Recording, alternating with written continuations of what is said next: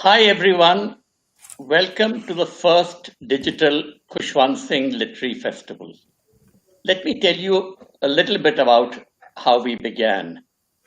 9 years ago, we were in Kasauli and there was a brigadier then in charge. Kasauli, as you know, is a cantonment hill station and the brigadier is, king. This was a brigadier who was very far-seeing, an intellectual brigadier. He talked to us and he gave us the idea about having a literary festival named after my father, Khushwant Singh, because Kasauli is where we had a family home and where he used to do much of his writing. And that's where I think some of his concerns, his values, his passions were nurtured. And I'll tell you a little bit about them. Um, uh, his concern for the environment, for the ecology, and the education of the girl child. And then also the festival is dedicated to the Indian soldier because it is also in a cantonment. And also my father was very proud of our army, our military services. I just tell you a little bit else. I just want to focus on another aspect of his writing, which was his humor. Uh, he was very uh, uh, keen that we should have more humor in our lives. And all his columns, um, the column was called With Malice Towards One and All, which he started in the Illustrated Weekly of India, of which he became editor. All the columns ended with a joke. And very often they were Sardarji jokes, Santa Banta jokes. And they were not made up by him. They were sent from people outside, often from Sardarji themselves. Anyway, he had this joke. Eventually, they got collected in a lot of books, which sold, became bestsellers. Called Khushwant Singh's joke books. Then, when we had this problem in the Punjab, somehow people got a little suspicious of Sikhs, of Sardarjis. And those jokes sort of, somehow were not being said anymore. And my father got a little worried. He said, this is a bad sign. So he continued the jokes. And then because he wanted, a feeling that the Sikhs were going back into the mainstream after having been looked upon with some suspicion. So anyway, he went back to those jokes, Santa Banta jokes, and then he got a letter once, and I think I was in the house then. It came from what is called the SGPC, which is the Shrimoni Gurdwara Prabandhak Committee, the highest authority of the Sikhs. And that letter was a very stiff, formal letter telling him to stop these Santa Banta Sardaji jokes. And my dad, like he did with a lot of people who wrote to him, used to reply in a postcard, short, scrawled. He got hold of a postcard, marked the address there, and just wrote 3 words to them: go to hell. And he never heard from them again. So that was irreverent, didn't care a damn about authority. And so that was another aspect of his. And I'm glad to see that we've got somebody here, Shobha Day, who is a little bit like that. She doesn't, care about who she upsets, and she's totally outspoken. I've known Shobha for a long time, and to me, she, epitomizes the ideal woman in many ways. She has oomph, glamour, and great intellect. She's been an editor, a really pioneering editor. I think she's the one who put English into her columns, and she's been a best-selling novelist. Anyway, Ashima will tell you more about her. But now let me go to Ashima Bath, who's the senior house mistress of Sanaa School, which is just on the hill opposite Kasoli. And she's been there for a long time. So now over to you, Ashima, for more of an introduction to Parmesh and to Shobha Day. Thank you, before I go on, I should also add that the only time I have modeled, one stint I had, was with Shobha Day. Though I think she was known as Shobha Rajadaksha then. Absolutely. I had a black beard, more hair, and Frank Simoes, who's passed away now, but he was in charge of advertising for the Taj. And he got hold of me and said, would you do this stint of modeling? So that was the only stint I've done. And Shobha Day was my co-model, shall I put it that way. And though I know she was earning big bucks, Frank's told me that I'll give you a drink in return. I never even got that drink. So Ashima, please carry on. Thank you, Rahul. Grand Uncle K and I shared a unique relationship. I was fortunate enough to have the prized footstool at his feet as my permanent place amongst myriad discussions of books, glowworms, writing 800 words daily and dining at 8. Today's first session is with the eternally lovely Shobha Day, who spoke at our first Khushwant Singh LitFest in Kasoli and also is at our first virtual LitFest. Shobha has written countless bestsellers, known for her outspoken, irreverent views and her ready smile. She is a definite favorite of ours as she trailblazes for women everywhere.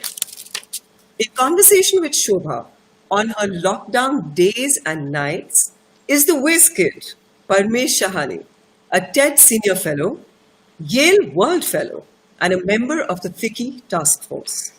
It gives me great pleasure to hand the stage over to you, Parmesh. Thank you so much, Ashima. Thank you, Rahul. Thank you, Nilofer.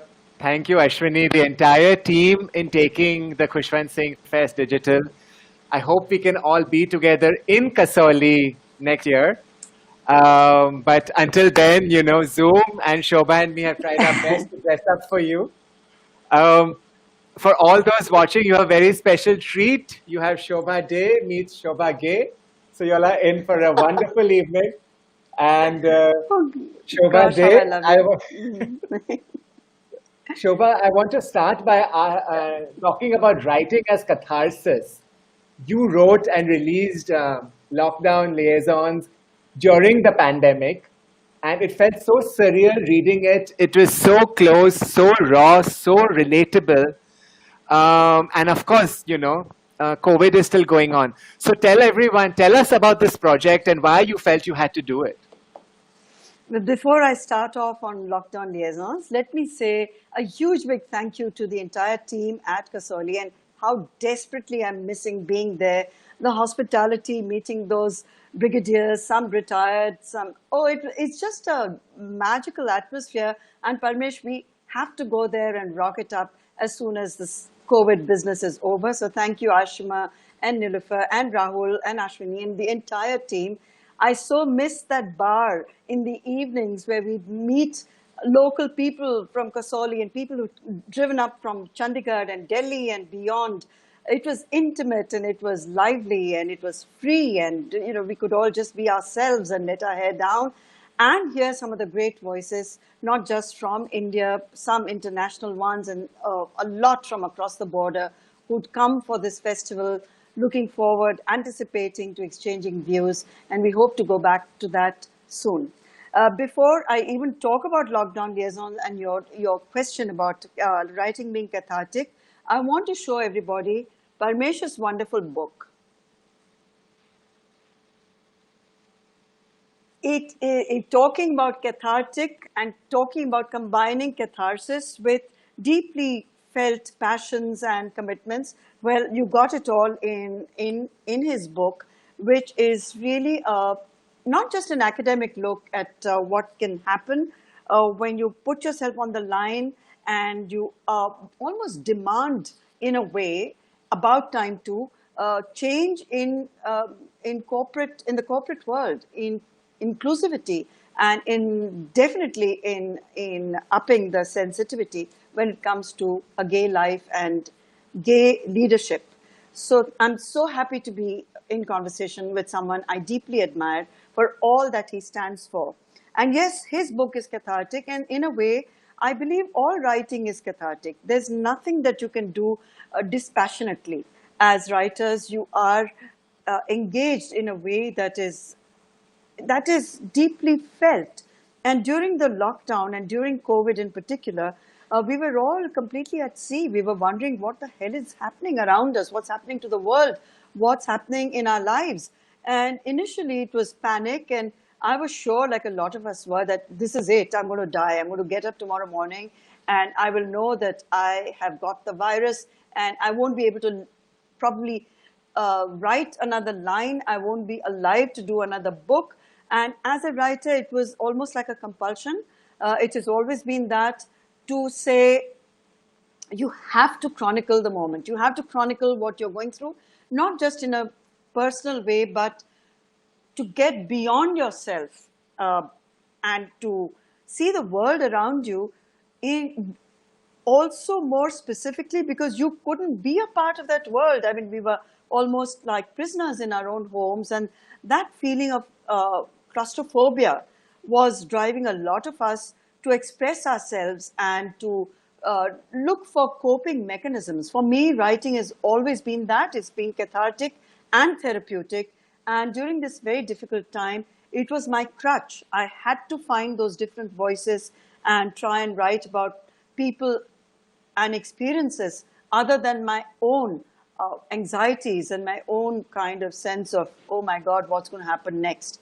So these were books that emerged almost organically, and there was a book every week.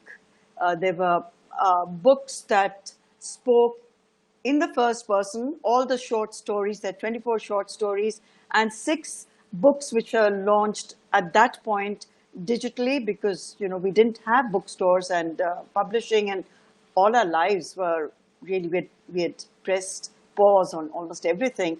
But expression can never be stopped. So I was very happy when my publisher, Simon & Schuster, were very responsive and immediate, and they said, let's go for it. And it was important that these books and the short stories emerged as a part of the whole lockdown feeling, and not, I didn't want the books and the stories to wait till post-lockdown, and then, we sort of do it in a more systematic way. I mean, the physical book is out, and I'd like to share that also with you, which came out. Thank you. Thanks so much. And which is in all the stores, and of course you can order it on Amazon. But at that point they were digital, and this was my way of understanding what we were going through, the world, and me personally, family, love, everything. It was a time the world is never ever going to forget. Yeah, and they're so powerful, Shobha. And you just spoke about different voices, and I want to Yeah. ask you about that. Right? You spoke about how you have all these 24 stories, each in the first person, each is a different voice, and I want to talk to you about how. I mean, I've known you over the years, and many people have written that a good writer is actually a really good listener. And Yes. I remember in Jaipur last year, we both went on this rickshaw ride to buy fabrics. And I remember throughout the ride, you were just constantly asking me questions. You're so curious. You always Yes. want to know everything in Yes. detail, Yes. background. So, is this how you Yes. learn about your characters? You ask, you listen, you take notes. Tell us about your writing process for all these characters. It's extremely important for writers to be good listeners, unless they're narcissistic writers who only listen to their own voice, which I certainly am not. I think it's important to be able to be sensitive to whosoever you're sharing that space with at that moment, and to be in that moment. And I don't know, I seem to have a thing about conversations, voices, accents, people's physicality, appearance. I think most writers do, and whether or not we admit as much, we're all extraordinarily voyeuristic. We are voyeurs. I would rather be a fly on the wall and be looking at people's lives and listening to their conversation, shamelessly eavesdropping, than actually doing anything else, because people fascinate me. I don't think there's anything called a boring human being. Every single human being has a story to tell. Every single human being comes with a backstory. And it's your job as the writer to engage in that backstory, engage with that human being, and ask 1,000 questions if need be. And when I met you, I mean, it was love at first sight, of course, but I realized I didn't know too much about you except for what was in the public domain. And your persona was electrifying, and I wanted to know more. And I wanted to ask you questions that I wouldn't find if I sort of Googled you. So essentially, a good writer is a good reader and a very, very good and alert listener. So sometimes I feel I have a tape recorder inside my brain, and I can recall conversations which have taken place even 20, 30 years ago very, very vividly. And that person comes alive in front of me at that moment, because I can actually see them, and they're sitting next to me, and we're continuing a conversation we may have left, a long time ago. That is what being a writer means to me. And those voices during that lockdown and in that book actually were voices that were dictating those stories. It could have Yeah. come from people I had known in the past, but most of them were imagined voices. For example, I hadn't really, to be completely honest, I hadn't thought about what a migrant worker would be Yeah. going through during a lockdown. But that's also a writer's job, to put yourself into situations and occupy the skins of people and let your imagination do the rest. Otherwise, Yeah. it would be meaningless. So to occupy a migrant's skin and to speak in his voice was definitely a challenge. The rest of the voices were also equally challenging. Like, I've never lived, for example, in Gurugram, or had a wedding cancelled, or been living, as a single person in a small one-room apartment in Mumbai, locked up, feeling, quite depressed, not being able to go out and do my field work, and listening to the pressure cooker whistle of my neighbors who have lively, large families, where I'm sitting there alone, not really thinking about food because I don't want to cook it for myself. But the pressure cooker keeps reminding me just about the pressure cooker of my own existence, and the fact that the neighbors have a life and they're cooking all the time for their loved ones, and I have no one to cook for. So the stories kind of emerge from observations of that kind, Parmesh. Yeah, and I love that particular story as well. It was really, really so evocative. You said just now about, how people fascinate you, and You can watch them all the time. And, Yes. reading your books and actually everything else, just heroes and villains are such larger than life characters in the Shobha Day universe, right? All of them. And, recently you came on TV in Bad Boy Billionaire India, in which Yes. you spoke about Vijay Mallya as a child who has never grown up, and at the same time, how you admire his openness, his flamboyance. So tell us about these larger than life characters that you are drawn to and you inevitably write. I'm thinking now, of Seth Ji and Yes. the forthcoming Srila Ji as well. Oh, yes. Besides, of course, so many other characters. The ambition, the weaknesses, the hunger for fame and insecurity that accompanies all of this, the neglect in the personal relationships, the Yes. inevitable downfall in a Shobha Day universe, right? All of this. It's such a Well, potent masala. So, talk about this a little bit. Talk about your masala mix.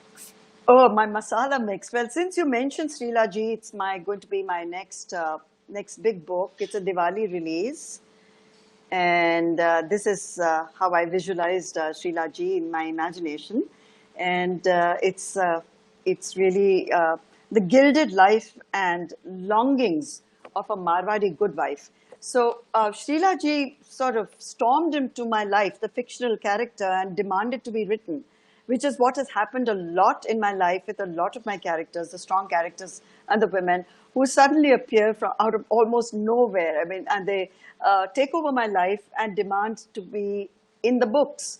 So with the larger than life characters I have met in person, well, my life has been in that sense extremely out there because I started working very, very early in my life in a glamorous field, which was modeling at the time. I was 17 or 18 years old, and I was in that particular glamorized, I would say, because it's really far from glamorous in reality, life for about 5 years. And it led me to meet people who I would certainly not have met as the daughter of a middle class government bureaucrat in a transferable job. But most of my adulthood was defined by Mumbai because I grew up in Mumbai, and that too, my father's government flat happened to be in a very smart area of Mumbai, which is Churchgate. And so South Mumbai automatically gives you an in with a certain kind of society. And after that, as my life as a young editor, helming popular magazines and very commercial magazines like Stardust and Society and subsequently Celebrity, and living in South Mumbai, moving in a certain smart set with the modeling as a backdrop, it was inevitable that you come across all kinds of people, most of them much larger than life, and then being kind of curious, like you know that I am, I would ask questions, and then journalism happened so early in life as an editor. We're interviewing a lot of personalities who were definitely the kind of, they were the pulse of the city. They were also the pulse of India because Bombay being the capital of finance, of business, and then there's Bollywood, there are sports stars, and there are notorious people, there's the underworld. All of it is such a heady mix. They were the most incredible women. I mean, Parmesh, since you work with the Godrej family, who can be bigger and larger than life as a diva than the late Parmeshwar Godrej? These were all people one knew on a personal basis. And the parties that Parmesh threw, for example, had that fantastic mix. There would be cricketers like Imran Khan flying in from Pakistan to attend a party. There would be Richard Gere as a house guest. There'd be Goldie Hawn. There'd be ministers from all over the world. There'd be artists. There would be poets. There'd be all sorts of just amazing people. So I was very lucky to meet everybody from Haji Mastan, who was at that time, the gangster number one in Mumbai, to someone like Rukhsana Sultan, who was Sanjay Gandhi's friend during the infamous episodes and the Turkmenistan scandal and the tragedy of what happened in Delhi during the emergency. So one just met these people and all their lives interested me as a journalist.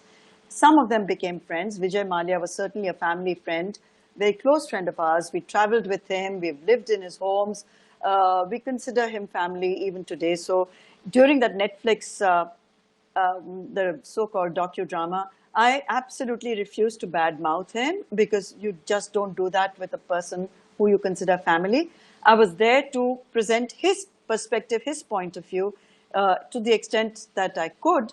And I hope I did that because I felt some of the people who were bad-mouthing him, some of them who had also been recipients of his generosity at many points in their lives and had virtually lived off him and his goodness and kindness, to run him down, I thought was very bad form. One doesn't do that. Thanks, Shobha. Thanks. I want to talk about, I want to talk about Shrilaji in a bit. But before that, all your other incredible women protagonists, right? Whether Maya in Second Thoughts or Karuna in Socialite Evenings or Asha Rani. I mean, I love their names also, right? In Starry Nights. Yes. And all these strong women characters continue in Lockdown Liaisons. Strong women who do what they have to do, and then the breakdown or transformation they go through in this process. Tell us more about, these incredibly strong women that you write. Well, for me, it was extremely important from the very first book onwards that my women protagonists will not be the bichari women, the doormats who people can just walk over, who men can abuse, exploit, chuck away, disregard. Society at large is very harsh towards women with minds of their own. And strong women don't buckle. They stand up and keep walking regardless of what life throws at them. So that message was important to me, but it was a very organic decision. It was not as if I decided that it was a decision that I took with any kind of cold-blooded deliberation that all my women are going to be heroic. They were not designed as that, but they emerge as anything but victims, because victimhood is the easiest way to trample on women's self-esteem by converting them into these objects of pity, or to put them down saying, oh, poor you, you really need help to stand up again and hold your head up and walk tall. These are not the kind of women I would ever want to project in my writings, and I never have. So it's not about waving any kind of a flag. It's not about being militant. It's just about self-respect, and that matters a lot to me. It always has, as I'm sure it does to women across the world. But very often, women don't get the chance to express themselves because the world is not listening. Like Kamala Harris reminded the vice president that I'm speaking, Mr. Vice President, I'm speaking. So women who speak up or speak at all are not encouraged by society to do so, because it's very threatening, especially in very patriarchal societies, which ours certainly is. It's very threatening to come across women who are on top of their lives. And for me, it's very important to tell other women who may not have the same kind of privileges as I have enjoyed for all these 4 decades that I've been writing. They may not have the courage even, because society doesn't often allow them to even recognize their own strengths and their own courage, to say that it's possible, that you don't have to take anything from anybody. If you have a mind, you have 2 eyes, 2 legs, 2 feet, a brain, nothing in the world should frighten you. Nothing in the world should scare you. And you can keep that fight on, because that fight is very important to other women as well. Is Shrilaji a woman who speaks up? Tell us a little bit about, I believe, it's hotter than Jalmuri, it's hotter than anything else you've written before. Sheila ji is quite a woman, I have to say. And the whole point of writing about her in the first person and about her life in a very upfront manner, especially the sexuality. Her sexuality is because I have always believed that women's sexuality is underrepresented in literature, not just in India, but perhaps across the world. There are very, very few women who are in literature, forget about life, who are represented in a way that is not cheap, that doesn't denigrate them or their right to speak about their own sexuality, the right to describe what sex means to them, what they experience as women. And sexuality on the whole is like a very explosive topic. And when it comes in the voice of a woman, it's doubly so. Again, it's something that scares the hell out of society. A sexual woman is a terrifying creature for society to handle, whereas a man's sexuality is something that the world always takes for granted. I mean, a man is called a stud, a woman is called a slut. It's a huge, big difference. The put down that comes with a woman who's aware of her sexuality and not ashamed of it and is open to expressing herself through her sexuality is my God, she's asking for trouble. So yes, Srila Ji is that kind of a woman. She's not there to what shall I say? She's not there to flaunt her sexuality. She is a sexual being and not ashamed of it. There's a big difference. But for women who write about sexuality, even a woman's sexuality, it's very easy to label them. It's very easy to call them porn writers. It's very easy to say, oh, she's only good for writing books of this kind. I don't care, I've lived with all that and much worse over 40 years. These are the books I want to write because it's important to me to assert the right of women to be sexual beings and to express that sexuality. So Sheila Ji is that kind of a woman. And well, I'm really very curious to see whether the world has changed in 2020 or whether we're still stuck in another era of hypocrisy. Because as I used to remind people with my early novels, that even the Kama Sutra is written by a man, and most literature, which even has fleeting references to women and their sexuality, most of it, Lady Chatterley's Lover, it's always seen from a man's point of view, a male perspective, and it's about time we changed all of that. Don't you agree, Parmesh?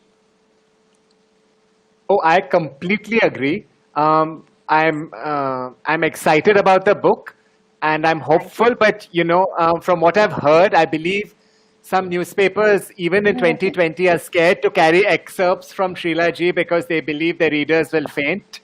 Yes. So I'm not enthused that the world has changed so much in 2020. Oh gosh. Yes. In terms of hypocrisy. Well, you know what it's like. Suddenly, the media has turned coy, and they're extremely sensitive about. They're okay with violence. They're not okay with sex. They feel their readers, yes, like you mentioned, might faint if the excerpts are too explicit. Well, that's the editor's choice. They can choose what they want.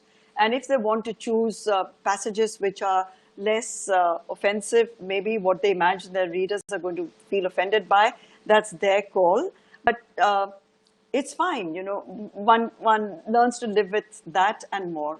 I'm much more aghast at the media coverage of, for example, hatras or rape or violence, which shows incredible amounts of insensitivity towards victims, but they shy away from a woman perhaps like Srila Ji, who's unafraid to talk about her own sexuality. That's media, that's the world we live in, and well, one can only push the envelope so much and take one step at a time. I don't want to offend anybody, but I also want to defend my right to say it like I see it and like I wish to say it without compromise. And this is what your readers and fans love you for. So please continue. Actually, we've started getting questions. So to everyone who's watching, please keep on sending the team your questions. Shobha, I want to talk to you about episodic writing. Yes. because lockdown is a form of this serialization. You released it as a series, and I witnessed it on Insta before the Yeah. book. But Yeah. you've been a part of serialization for decades, right? I remember your Yes. soap Swabhiman with Svetlana. Again, what a great name, what a character. Yes. And you had Thank you. 800 episodes, 800 Yes. episodes there of serialization. So Yes. do you like the pressure of this constant churn against deadlines? Because you seem to have become a master. No, I love chaos, and I like writing under pressure. It's the best kind of pressure to compel you to give off your best. It's very challenging. If someone tells me, "Oh, I need a column from you 3 months from now," that will be the last priority. I'll forget all about it. If someone calls me and says, do you think you could write an 800 word, 1500 word piece? I need it in 2 hours. I'll immediately say, you got it. I'll do it. And it will turn out to be just that much more energetic and that much more, full of everything that I can put into it. But I like writing under pressure. So I enjoyed writing, and I'm going back to it again because there have been a lot of very exciting offers for me to write for the OTT platforms, which I'm looking at. And those, as you know, even if it's one season, it's a lot of writing for those 8 episodes. And you have to visualize all these characters. But the fun of writing for OTT platforms or for television is the power it gives you. If an actor is not performing and the producer calls and says, what do we do? This person is not cooperative. People are not responding very well to that person. You can just kill that person off, or, make that person disappear, go off to a destination from which that person may or may not ever return. And if there is a person, even a smaller character, who has been noticed, liked, and admired by the viewers, you can always pump up that character, because an actor may be given a role that has not exploited that person's talent to the fullest, but it shows incredible promise in a few episodes. And you can do that. That's possible when you're writing in these episodic ways. Whereas in a book, they're kind of frozen in time. And a book that's adapted for television or for a movie may not always adhere to the original, because that's also a call taken by producers and the director, and to what extent the writer wants to get involved in a book being made into a movie, for example. I wouldn't want to get that involved, because once I've read the book, it's out of the system and it's out there. It belongs to the world, and it belongs literally to, if a production company buys the rights to it. And I would be happy to be a consultant on those projects which have come to me, but to write it, I don't think writers do a good job of it at all. I mean, one can see that with Salman Rushdie's over interference with his work which was made into a movie. And even A Suitable Boy, I think the book is far, far better. And maybe Vikram Seth didn't really want to get over involved with what happened to the book as a series. So you have to have that sense of a distance. You have to be a little objective from your own work. It's written with. Whereas when you're writing for television, it's all very fresh. It's a new subject. You're creating new characters. It's not based on your books. So I find it extremely exciting, and I'm doing a lot of it right now. So let's see how that pans out. I can't wait to see your work on any of these platforms, because I think it's going to be kick-ass. I want to talk to you about the portrayal of women on these platforms, because there's been some really good stuff, right? I'm thinking of Yeah. Dolly and Kitty, or all the characters in Lipstick Under My Burqa, or Swara's character in Anarkali of Ara, Yeah. or even Kangana and Panga, which is not Yeah. for OTT, but it got a big release there, or Vidya Yes. Balan and Shakuntala Devi, or Sushmita and Arya, or Yeah. I think, for me, the highlight of OTT in the past 2 years has been the strong women characters, and it's just so refreshing. I totally agree with you. I think OTT is being driven by strong women characters. I personally loved Shushmita and Arya. I believe it's based on a European, very, very immensely popular series. She's done a great job, and it was the best kind of a comeback platform to see her in something of that sort, rather than playing Shushmita in a movie, in a sort of a comeback film which may or may not work. Here she dominates every frame. It's about her. It's about the character is extremely well written, and she's done a lot of justice to it. I was quite disappointed with Dolly and Kitty. Quite honestly, I expected a lot given the protagonists, and I expected the characters to go beyond some of the stereotypes that are shown in in the series. I enjoyed Vidya because she's just superb, and as Shakuntala Devi, it was an interpretation which people are kind of discussing and holding against her or the creators of the movie. But it is a scene from the perspective of Shakuntala Devi's daughter. It's her narrative. It's how she saw her own mother. So you can't challenge your daughter's perspective. And to that extent, Vidya played the daughter's version of Shakuntala Devi fantastically well. But Lipstick Under the Burqa, I loved it. And there have been a lot of also smaller films which started off maybe about 5 or 6 years ago, Bollywood mainstream cinema. Like I consider Shuddh Desi Romance, I think that's the title of the movie. Yeah, loved it. Brilliant. I thought it was Brilliant. just Yeah. incredible in what it was saying. Then there was the film with Anushka and Ranveer, his first one, I think, Band Baja Barat. Band Baja Barat. Yeah. Yeah. Yeah. And here were two women, especially the Pariniti's character in Shuddh Desi Romance. A girl from a small town, so completely in charge of her life, calling the shots. The whole pace of the movie is determined by her, the choices she makes. I loved it. So there has been a huge shift in the way women are being projected. Kangana, of course, is a little empire of her own creation, and I totally adore her, and I like her feisty spirit, fighting spirit. She is one woman who defies and defines everything that she wishes to say about herself, whether you agree with it, you don't agree with it. She's Kangana. And taken on a lot of biggies. It takes courage that. And the whole, what she kind of started off, the ball was set rolling by her, questioning a lot of things about the Bollywood system, whether it's nepotism or also disparity, the pay parity, all of that, So I have a lot of time for her, and I wish her well. Yeah. Even me, I mean, I actually like Manikarnika as well. I love Panga, I liked it so too. I'm Yeah. a fan.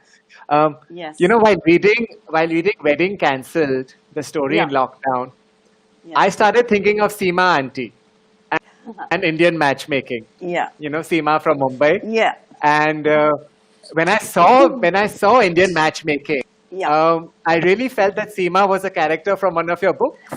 Um, so my question to you is, Yeah. can fiction really compare with our reality? And I'm seeing Indian matchmaking, I'm seeing the Sushant saga play itself out, and I Yeah. was reminded of your earlier book, Socialite Evening, Starry Right, Yeah. right? Yeah. Is there any way that any author can match up with what is happening in the world today? Uh, so Why what is the today? role of fiction in today in this surreal world? Well, you know something, Parmesh, even the very first book that you referred to, Socialite Evenings, people did not believe that such a world existed in Mumbai. They did not believe that there was a place called Malabar Hill. They asked me whether I just switched Beverly Hills and made it Malabar Hill. They could not, it was a time when India, the affluent India was not known to the outside world at all. And people were extremely judgmental. And it was a very closed society. There was no entree given to anybody. But it was a society I knew exceedingly well and at first hand. So the characters in Socialite Evenings were people I actually knew and knew very well. But people really thought I was superimposing some kind of Hollywood characters, Beverly Hills characters, and pretending that they existed in India and in Bombay. So I always feel and I believe that reality is something so beyond fantasy. This sounds so contradictory, but it's something that most people, unless you've lived it, would never believe actually happens. which is why villains and vamps interest me much more. I like people who are notorious much more than the goody-goody, predictable, well-behaved people who, you know, I mean, good for them, but they don't interest me. So the characters like, for example, not that sweet Seema auntie is, Taparia is notorious at all. She's just a professional lady doing her job. And I happen to know her quite well. And I've interacted with her and done a 1 hour webinar with her. What you see is what you get. And her reality is the reality that maybe makes a lot of us uncomfortable, but that is the reality of India. I mean, arranged marriages as described by her and to adjust, to compromise, etc., are terms one hears all the time. She's not making those up. She's merely holding up a mirror to our society and saying, yes, these are the realities in this business that she's in, and for her it is a business, and she's a successful businesswoman. So I like meeting people like her. I'd rather meet someone like her or a Raki Sawant, who I also know very well and enjoy, because these women are originals. They're path breakers, and they're doing things which maybe for the rest of society might seem at odds with what we consider normal, but what is normal is for a lot of us, it may not be that far off in terms of fantasy for others. So it takes all kinds, no, Parmesh, to make our society what it is, which is like such a crazy cauldron of personalities and egos and scandals. And since you raised the question of the way we are treating the SSR case, which is so highly over-dramatized only because it suits the political system to over-dramatize the tragedy of a young actor. So it has very little to do with his reality, or we don't know right now what that reality may have been. All we know is what the media is projecting in a way that I find absolutely ludicrous and unfair to the families of all those involved in this tragedy. Yeah. No, I guess what I was trying to think of is that when the news itself is so surreal or beyond real, and when we have access to these things now, when you started writing, people didn't have access behind closed doors. But now, because of this kind of documentarization through these platforms, we have access to so much reality. How can any fiction writer compete with this crazy world? So what do you have to do as a writer to make your creativity relevant? Because the news is so fantastic. You know, real life always surprises a writer, because nothing prepares you for so many things. You think you've seen it all. You feel, I really have seen it all, done it all. I'm so jaded. I've lived my life. I've met these hundreds of amazing people. And then, boom, comes something that nothing prepares you for. And that's what keeps you going. Because it's those surprises or even sometimes rude shocks in reality that provide a trigger. And life can never, ever be dull. There's nothing I find. Dullness, that word doesn't exist for me in my vocabulary. Nothing in life is dull.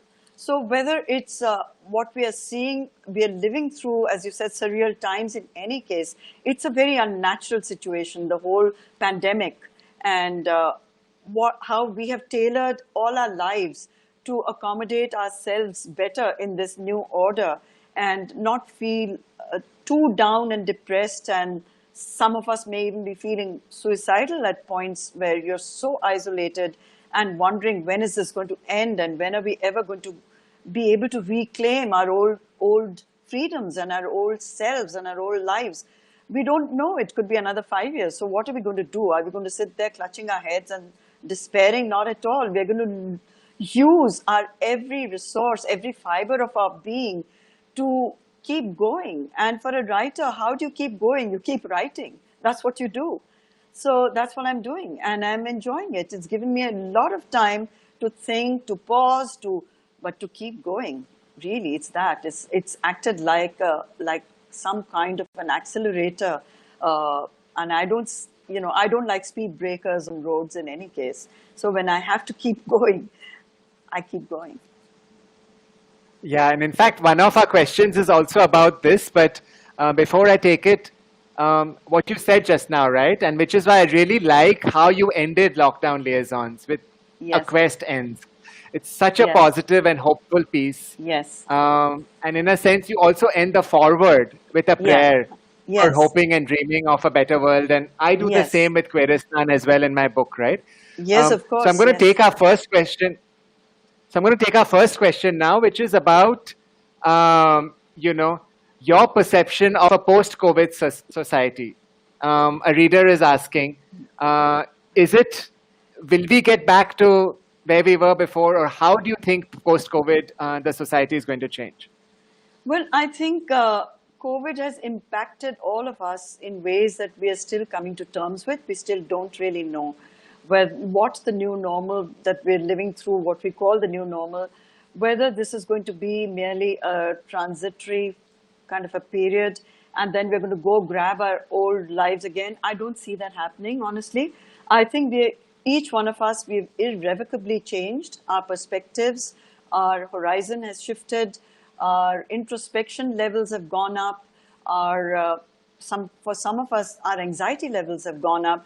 For some of us, it's a question of, living more in a more fatalistic way because we don't know whether we're going to wake up tomorrow morning or a week from now, having to deal with like what could be like a death sentence. The fear is much more than maybe the reality of COVID.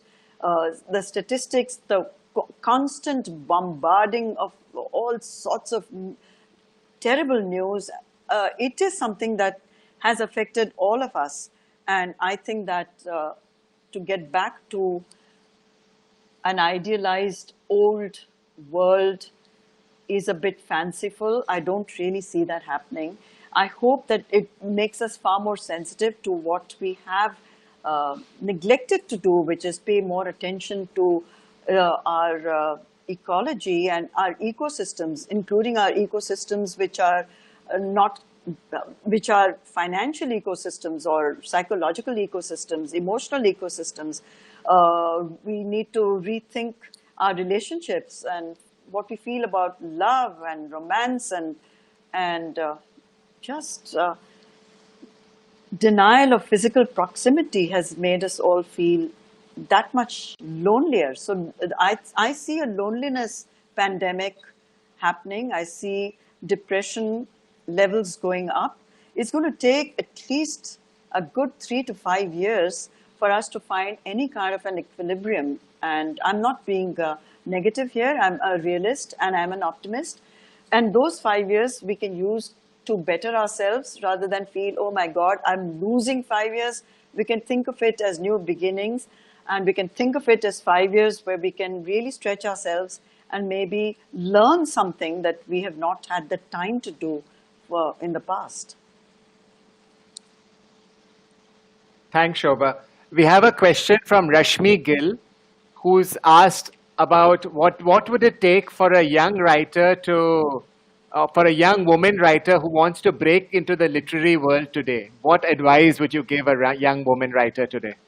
Well, I would first tell her not to think of herself as a woman writer and to identify herself as a writer, because that's what she is, without bringing gender into it, because a lot of the times women start thinking, oh, I'm a woman writer, so do I have to write a particular kind of book for it to be accepted?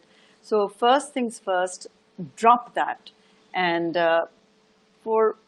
there's no magic wand or there's no formula that I can provide to say, this is the kind of book you should write to get yourself noticed. I'm thinking of Avni Doshi, and she was shortlisted this year for the Booker, and it's an extraordinary book. It took her 7 years, I think, to complete it, and a lot of rejections later. There she is on the literary map of the world. I don't think she herself could have foreseen something like that happening. So eventually, any writer you have to find that truth and write your own truth. And if that truth connects with a lot of people, It's a book that will go out there and find its own level pretty much like water does. So don't think about that book making that breakthrough. Just focus on writing it to the best of your ability, and that's what you bring to your book, your sense of commitment and your sense of truth. Thanks for that, Shobha. I'm going to take one more question, and it's Yeah. about. It says that nothing seems to have changed either before or after Nirbhaya. So, what is it going to take to change mindsets across this country? It's our terrible truth, India's terrible truth. Because I remember after Nirbhaya, there was a sense of hope for the women of our country. And people really believed that the Nirbhaya Fund would take some small steps in just offering that little succor to women in the most terrible situations. You know, I was shocked, as I'm sure all of you are aware, that not even a fraction of that fairly generous, I would think, where compared to the horror of the situation, maybe not that generous, a fund which ran into, I think it was 1,000 crores, I could be wrong there, but not even a fraction of that to date has been used in any way to set up either some kind of what does a woman in such a situation do? I mean, even to talk about it, think about it, it disturbs me so much. Having written extensively about Nirbhaya, now having written about Hathras, it that I feel, what is wrong with us? What is wrong with our society? What is wrong with all of us? Isn't it? It's all of us together in this. And what more is it going to take to shock us or to propel us into being more proactive? I don't know. I mean, what kind of pressure can we bring on the government that has not already been brought on the government? Changing mindsets. I mean, in a society like ours, we've accepted women in positions of submission and helplessness for centuries. We've been told this is what a woman's lot is. We have been a bit too passive.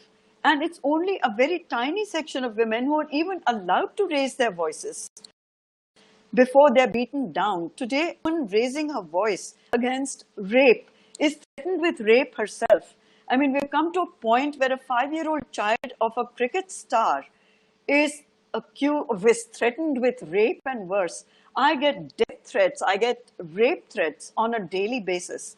My children, my grandchildren, nobody is spared. In a society like this, I really don't know. There are times when I feel so frustrated. I really don't know what we can do to shake up our society. I really don't know. I wish I had the answer, but I don't. And it's not just women in India. I think it's women across the world who are at the receiving end of brutality over which they have no control. So I'm sorry. I wish I could provide some kind of an optimistic message with some kind of hope, but I'm sorry, I just don't have it. And sometimes that's what it is, right? This is the reality. Yeah. We all need to take a long, hard look.